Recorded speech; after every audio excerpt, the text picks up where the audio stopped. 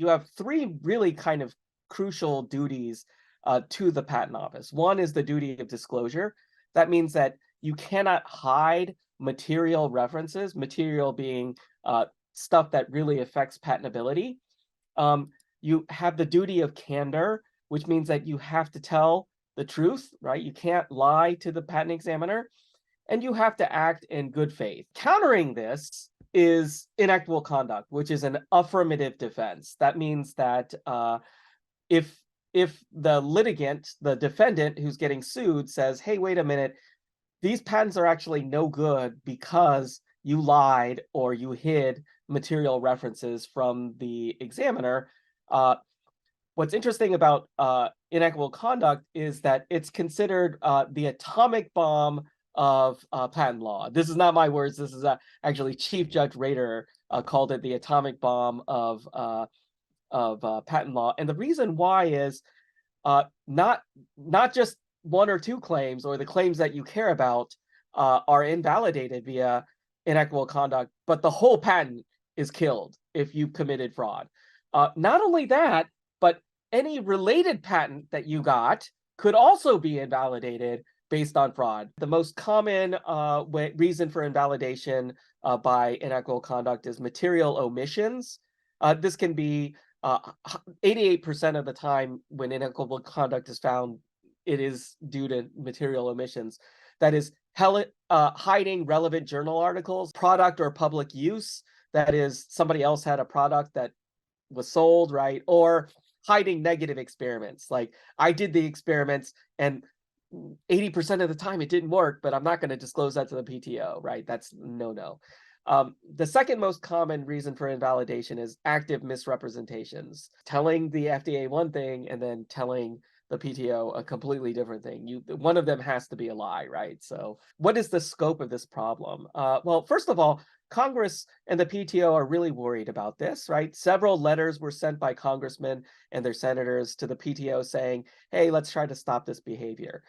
So the first thing is this happening a lot? And my answer is, I don't know. It's really hard to tell. And the reason why is we know that this behavior doesn't get caught too often, right? Does that mean that it's not happening?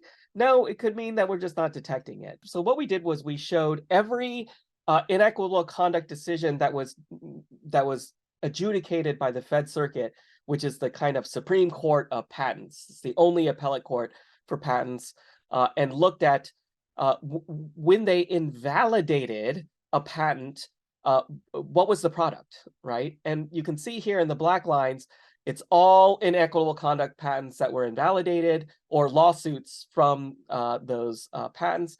And then in the hatched bars, those are the FDA products. And you can see there are a lot of hatched bars compared to the black bars. And we show that it's about 50% of all cases where the Fed Circuit found inequitable conduct, it was FDA-regulated product, whether that be food or drugs or biologics or devices or research tools. It has an outsized kind of share compared to every other type of technology. Take-home message here is we could have an inequitable conduct problem when it comes to FDA-related products. I think there are reasons why it might happen in FDA-regulated products a little bit more. One is a lot of this information is held secret by the FDA, right? They try to protect it via trade secret, in which case it's not disclosed, right? In which case I might feel a little bit more confident that I'm not going to get caught. The second thing is drugs make a lot of money, right? So there's a real incentive to kind of lie and cheat the FDA or the PTO, because you know that I'm going to get some probably significant returns based on these patents. And patents are very important when it comes to the drug industry. What are some policy solutions? Okay, so one of the things that you might have seen is that in 2011, the number of cases really goes down, right? So you normally have like 4 or 5 a year, and then it goes down to like 1 a year.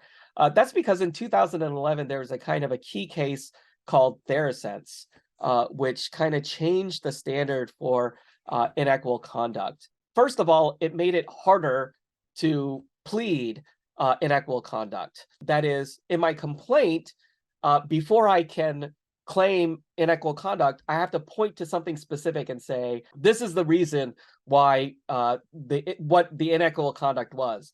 But a lot of times I don't know what you did until I can get discovery, right? And so because of that, I can't plead with particularity anymore. And because of that, I'm not going to get discovery. Because of that, I'm not going to be able to make those kind of arguments to begin with. Second of all, the standard for inequitable conduct was raised. It needs to be the but-for cause. What do I mean by that? But for your hiding a reference, the patent office would not have given you a patent.